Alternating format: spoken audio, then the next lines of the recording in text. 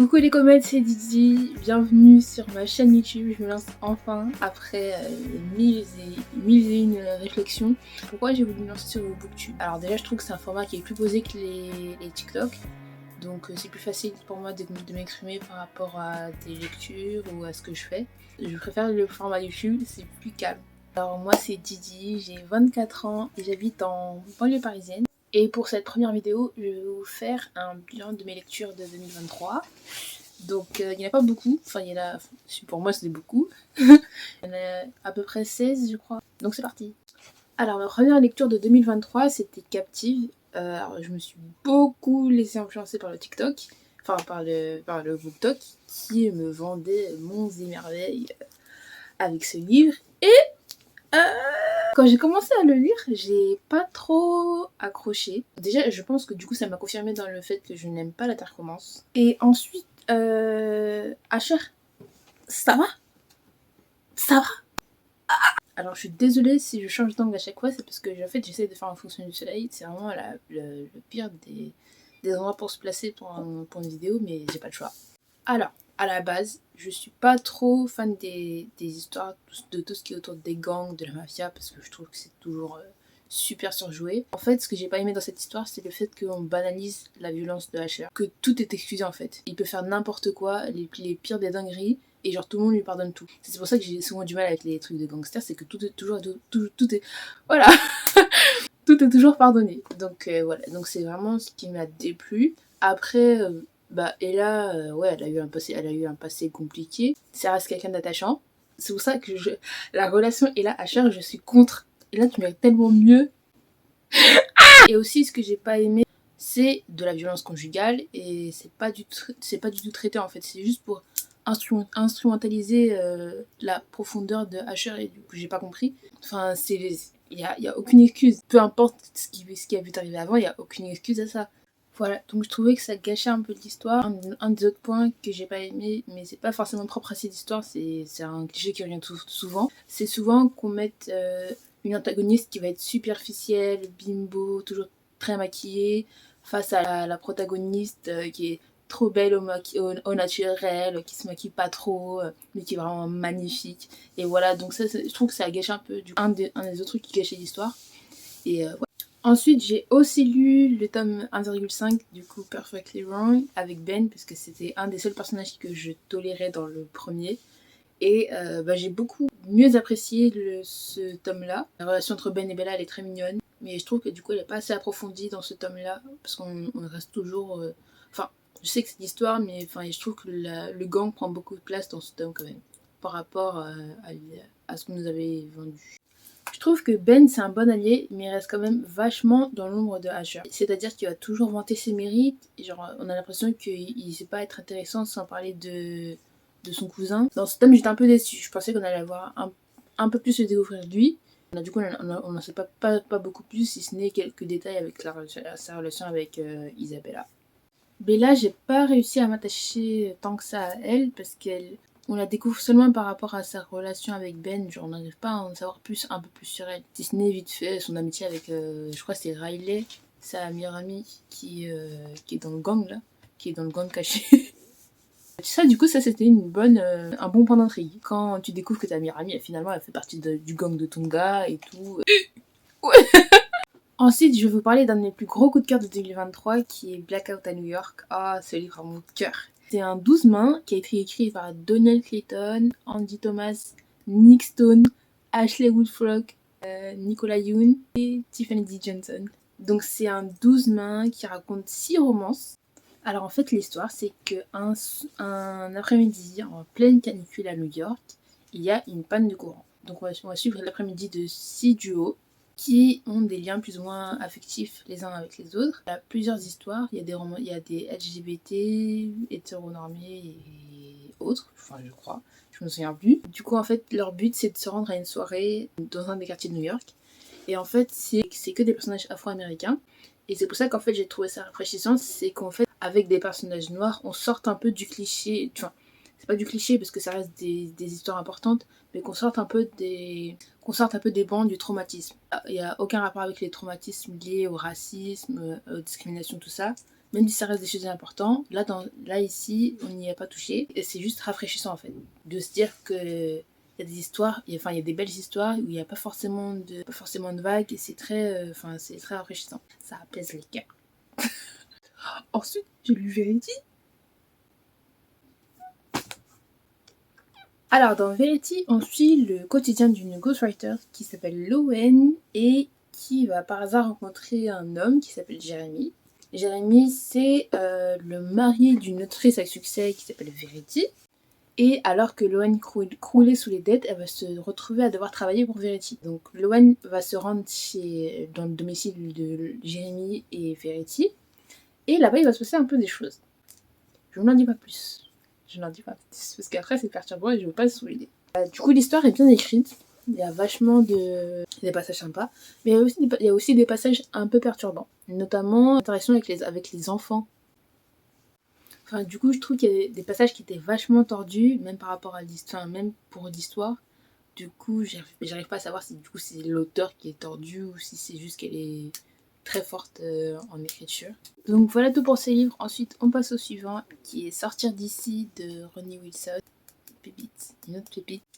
Donc dans Sortir d'ici, on suit le quotidien de Jade, une jeune fille issue des minorités qui vit dans un quartier un peu pauvre, à Portland, et qui quitte son quartier tous les matins pour se rendre dans un lycée privé et majoritairement blanc. Donc on sent la fracture entre son monde et là où elle va étudier. Et Jade, en fait, elle avait un rêve, c'était participer à un échange de programme scolaire pour pouvoir approfondir son espagnol. Sauf que finalement, la CPE ne l'a pas choisi dans la liste des personnes qui iront. Donc en fait, elle va l'inscrire dans un programme de parrainage spécialisé pour les jeunes femmes. Elle va devoir être en contact avec sa marraine qui va lui proposer des projets, des sorties pour l'aider à s'en sortir un petit peu dans la vie. Pardon.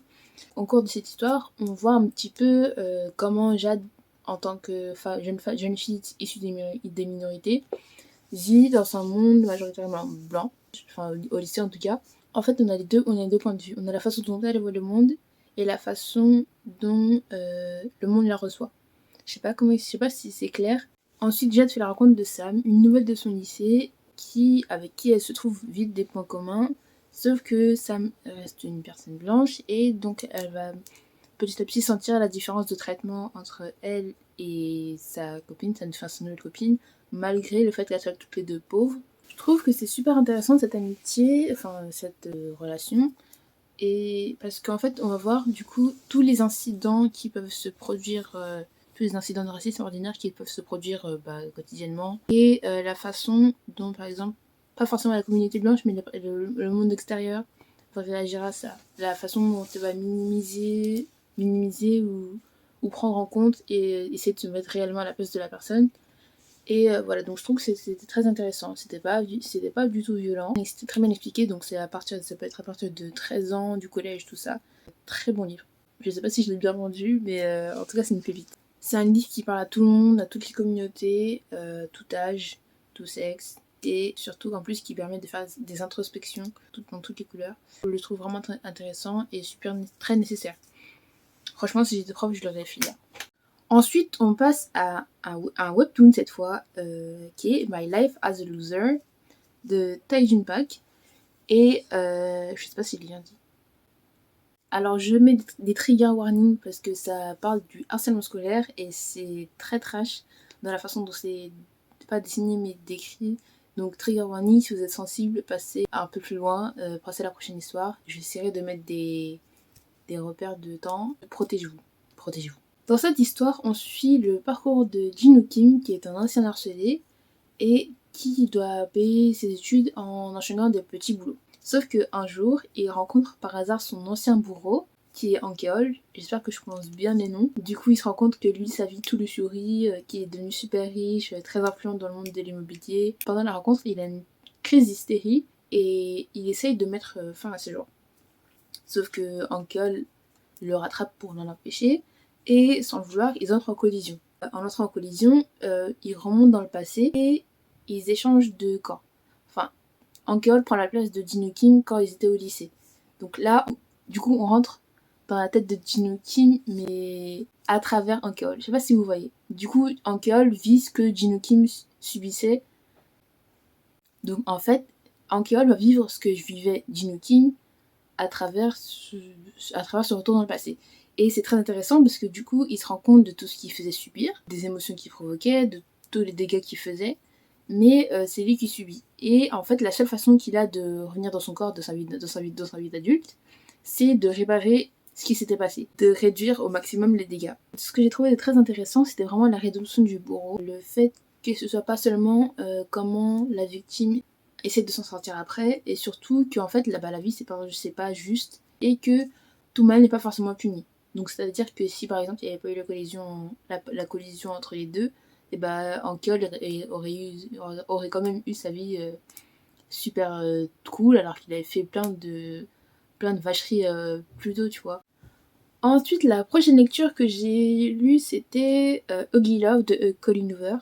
J'ai pas tant de choses à dire sur ce livre, j'ai pas aimé l'histoire, ni les personnages. Il y a eu quelques passages mignons, mais c'était rare. La protagoniste était vraiment dans un monde de je suis une fille comme les autres,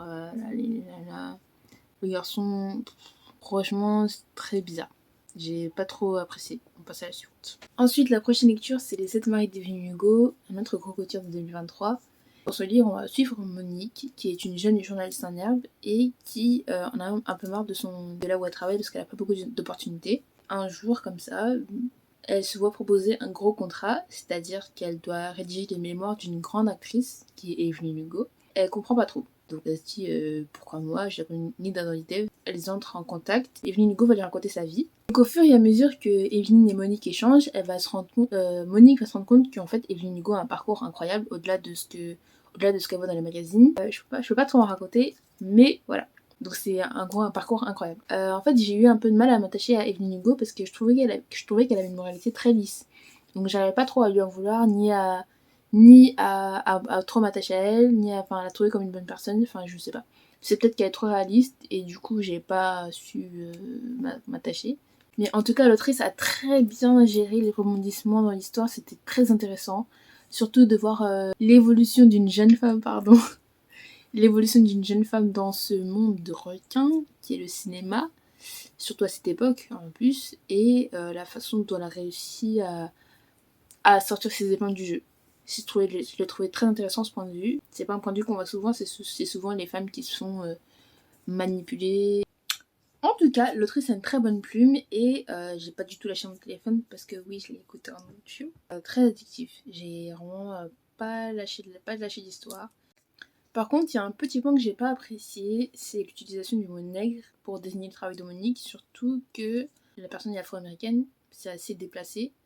Enfin, c'est très déplacé même. Et je sais pas, il y a d'autres mots pour décrire ce métier, qui est notamment prête de plume ou plume de l'ombre.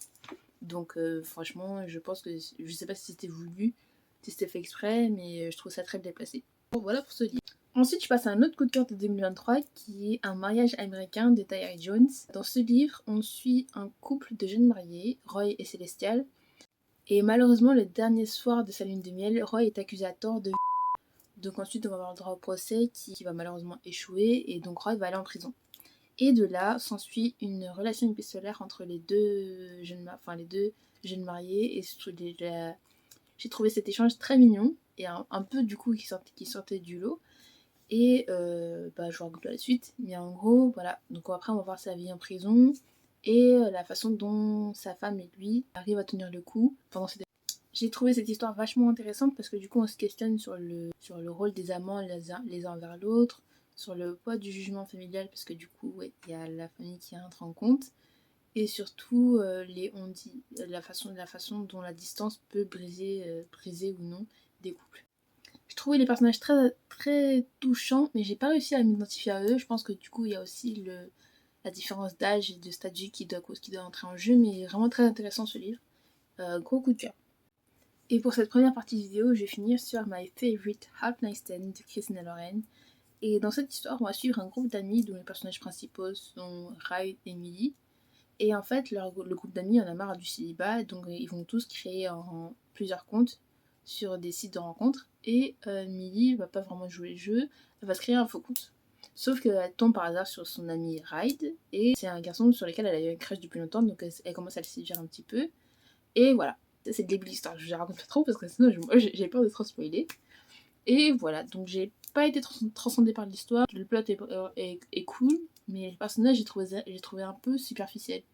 Je sais pas comment expliquer, je sais pas si c'est moi qui ai mal compris les personnages, mais je les trouvais vachement creux. Du coup, j'ai pas réussi à m'attacher. J'ai pas du tout accroché, tout ça. Et voilà pour cette première partie. J'espère que ça vous a plu, que je vous ai donné envie de lire des histoires sur lesquelles j'ai eu des gros coups de cœur. Et on se retrouve soit la semaine prochaine, soit dans 2 semaines pour la suite de la vidéo. Voilà.